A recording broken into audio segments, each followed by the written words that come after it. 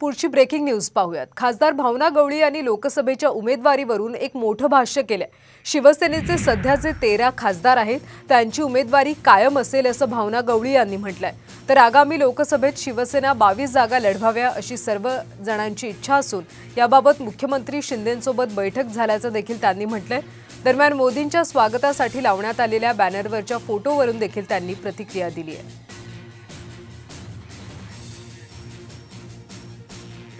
बघा, त्या उमेदवारीवर चर्चा करण्याचा काहीच विषय नाही। 13 लोक जे आम्ही आहोत खासदार, त्यांचं तिकीट फायनल आहे, त्याच्यावर ते बोलण्याचा काही विषय नाही। उलट कालच्या मीटिंगमध्ये आमच्या बाकीच्या खासदारांनी की 22 सीटा ह्या शिवसेनेला मिळाल्या होत्या आणि त्या अनुषंगानेच शिवसेना म्हणून आता शिंदे साहेब आहेत आणि त्या 22 सीटा द्यावे अशी चर्चा बाकीच्याही खासदारांनी केलेली आहे। अर्थातच मी लोकसभेची तयारी करते आहे, कारण काही लोकांनी म्हटलं म्हणून मी त्या ठिकाणी त्या विषय मागच्या वेळेला बोलली होती, पण माझा लोकसभेवर दावा आहे। मी 5 वेळेला निवडून आलेली खासदार आहेत। उमेदवारीचा आजचा विषय नाही, आजचा विषय आहे की आदरणीय प्रधानमंत्रीजी आदरणीय मोदी साहेब आज आपल्या यवतमाळला येत आहेत आणि दरवेळेला दर निवडणुकीच्या अगोदर यवतमाळमध्ये आदरणीय मोदी साहेब आलेले आहेत, 14 मध्ये 19 मध्ये आणि 24 मध्ये, आणि आज हा महिलांचा जाहीर मेळावा आहे।